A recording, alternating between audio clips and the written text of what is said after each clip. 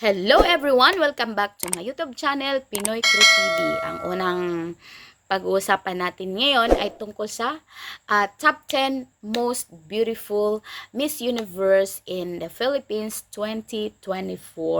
So bago tayo magpatuloy, nais ko lang po magpasalamat sa lahat ng mga nanonood at nagsuporta sa aking maliit na bahay.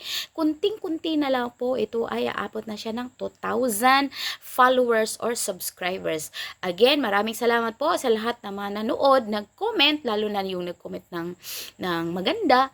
Maraming salamat po. At ngayon ay itutuloy natin. So pag-usapan lang natin yung top 10 na most beautiful Miss Universe of Philippines 2024. Nabubulal si Akech.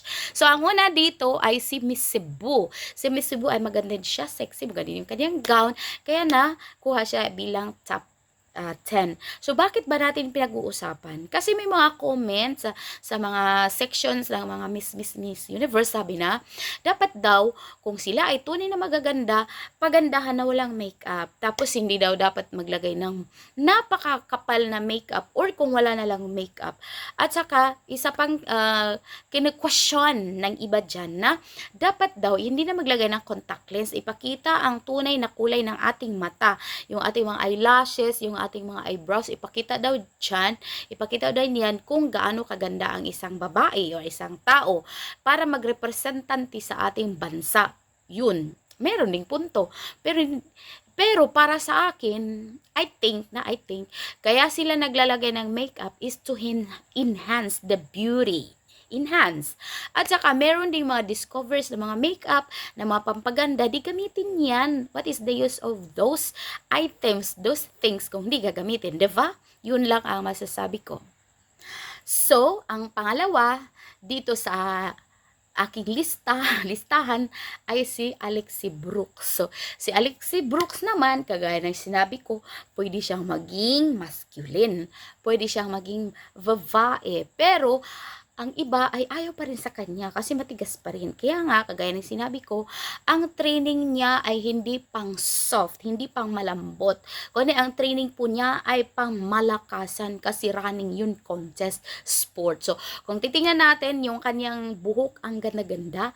At saka para siyang yung Valentina ba na yung buhok niya parang mga ahas na mag-move siya anytime na nautusan siyang mag-move. So, maganda yung kanyang mukha dito. Hindi nga makita yung kanyang mata kung naka-contact lens. So, ang problema lang yung kanyang gown. May mga nagsasabi talaga na ang gown niya ay hindi talaga maganda, hindi daw bagay. So, siguro ganun din yun kasi nga parang may nalaglag nga dun sa bewang. Yun ang masasabi ko kay Miss Alexi Brooks. Pero, total, maganda siya talaga as in. At ang pangatlo ay walang iba kundi si Miss Bulacan ang nanalo bilang Miss Universe. So, makikita natin na yung kanyang mukha ay napaka-perfect talaga siya. Hindi lang siguro siya napansin nung during sa competition kasi nga hindi siya kagaya ng iba na mistisa, na maputi at saka parang silent lang siya. Ang sinasabi niya nila, dark horse silent. So kung titingnan niyo yung kanyang mukha, yung dito sa noo, parang may pagka Miss Gloria Diaz. Tapos yung kanyang ilong, yung kanyang mata ang ganda. Pero naka-contact lens pa rin siya. Sana kung pwede, wala sanang contact lens. Yun ang sabi ng iba na wala contact lens. So, kanyang gown, ang ganda niya na magdala kasi modelo na siya. So, marunong na siya kung paano niya dalhin. At saka, yung ginawa niyang last minute na pampa-attract sa mga judges ay nasa utak na yun. So, ibig sabihin, matalino at maganda din si Miss Universe Chelsea Manalo, Miss Bulacan kasi naisip niya ang gumawa ng variation without her trainers telling her what to do. Yun ang maganda sa kanya. Kaya panalo talaga siya at sana manalo din siya sa Miss Universe sa Mexico. Yun ang ating wish sa kanya at support po tayong lahat. At ang pang-apat, ito ay si Miss Tagig. Si Miss Tagig. Si Miss Tagig, sinasabi nila na may edad na, ganun. Pero makita natin maganda din siya, pero super heavy pa rin yung makeup at saka naka-contact lens pa rin. Yun, naka-contact lens, naka-eyelashes extension, sila naman lahat. Ito ang mga produkto ng pag-iisip ng tao ang gumawa ng pampaganda. Pampa-enhance. Ganon. Okay. All in all, sexy din siya. Okay. So, ang next ay si Tiffany Velasquez ng Bacoor. Maganda din siya. Kaya lang, yung makeup, sobrang kapal. Yun lang ang nirereklamo ng ating mga netizen na ang kapal talaga ng makeup nila. At saka, ang nagpaka-contact lens din sila. Yun. And then, ang next naman ay si Karil Payumo ng Pampanga. Kaya maganda din siya, mukhang mistisa. At saka, kitang-kita talaga ang kanyang mata na nilagyan ng contact lens kasi ang kulay ay hazel. Parang, siya, parang sa pusa. Tawag nito, gray eyes. Gray yung kanilang mga kasuotan. At ang sumunod naman ay walang iba kundi si Miss Atessa Manalo na hindi nanalo.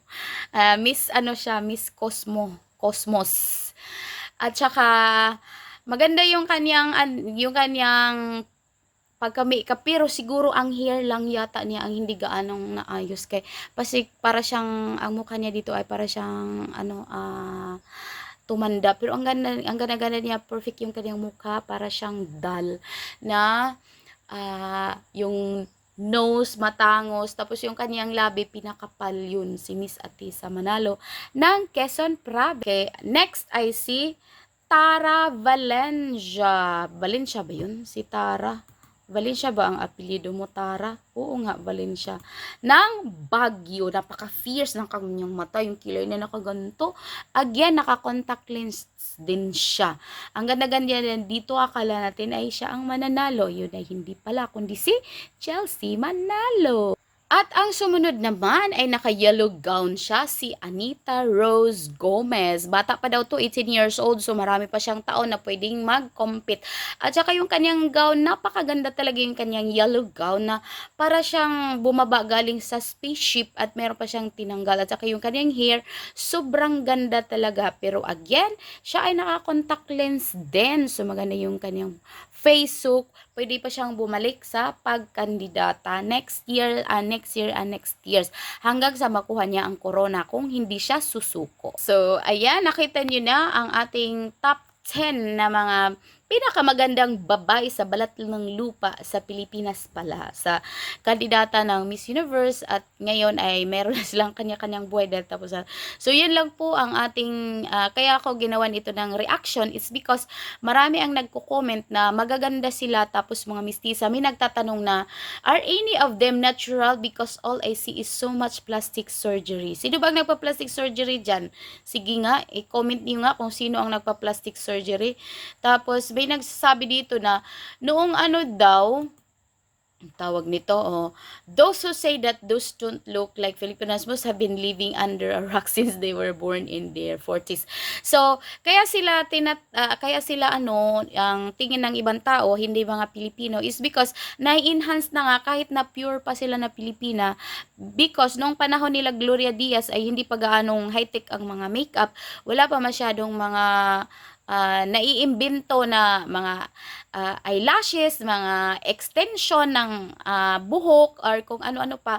So, makikita natin noon na talagang pure yung mga beauty. So, ngayon, kahit hindi matangos yung ilong mo, pwedeng ipa-enhance yan kasi affordable naman. So, wala namang tinatawag nitong restriction ang Miss Universe. So, pwede sa kanila at kayang-kaya lang gawin kasi meron nga naman silang mga pera.